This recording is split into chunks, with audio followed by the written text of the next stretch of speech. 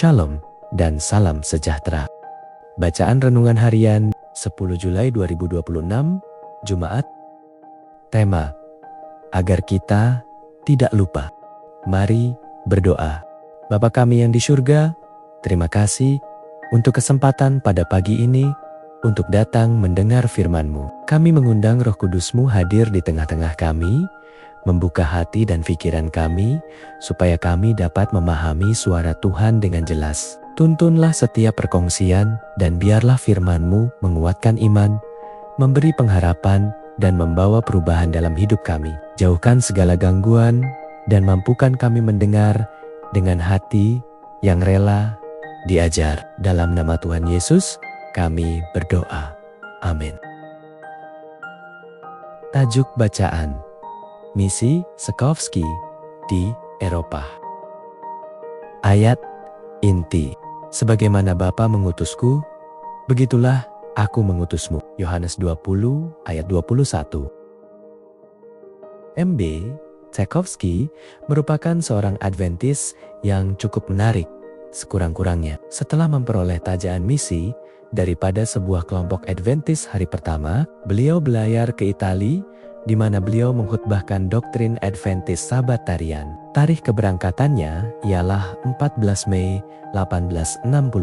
Genap 10 tahun sebelum Seventh-day Adventist menghantar misionari pertama mereka ke luar negeri. Selama 14 bulan, beliau bekerja di perkampungan Waldensia di Pergunungan Alps, Italia.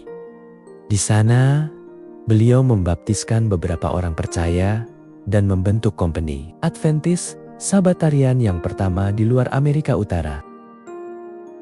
Namun, tantangan yang hebat akhirnya memaksa beliau berpindah ke Switzerland pada tahun 1865, di mana beliau melawat dari rumah ke rumah, berkhutbah di dewan umum, mencetak dan menjual risalah, serta mengeluarkan sebuah terbitan berkala yang dinamakan Evangel Eternal Injil yang kekal. Ketika beliau meninggalkan Switzerland pada tahun 1868, beliau telah meninggalkan kira-kira 40 orang percaya yang telah dibaptis dan yang beribadah dalam beberapa kelompok.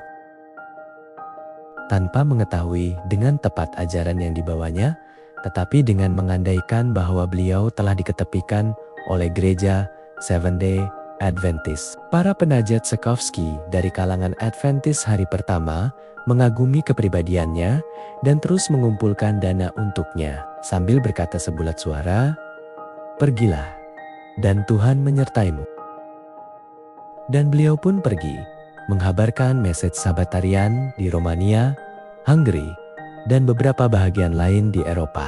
Menjelang kematiannya di Austria, pada tahun 1876, beliau telah meletakkan dasar bagi aktiviti gereja Seventh-day Adventist masa mendatang di sebahagian besar Eropa Timur dan Selatan. Menjelang akhir tahun 1869, gereja Seventh-day Adventist akhirnya menyadari sifat misi Tschaikowski di Eropa dan melihat pemeliharaan Tuhan dalam apa yang telah dilakukannya. Pada sesi General Conference tahun 1870, para pemimpin denominasi secara khusus mengakui tangan Tuhan dalam misinya, disebabkan oleh ketakutan kami untuk mempercayakan uang kepada saudara Tschaikowski, dan karena kami kurang memberikan perhatian untuk menasihatinya dengan sabar tentang cara penggunaannya yang betul. Tuhan telah menggunakan penentang-penentang kita yang tegas untuk meneruskan pekerjaan ini. Kami mengakui tangan Tuhan dalam hal ini. Seperti yang akan kita lihat di masa mendatang, misi Tschaikowski secara langsung akan membawa kepada keputusan J.N. Andrews, yaitu misionari rasmi pertama gereja Seventh-day Adventist pada tahun 1874.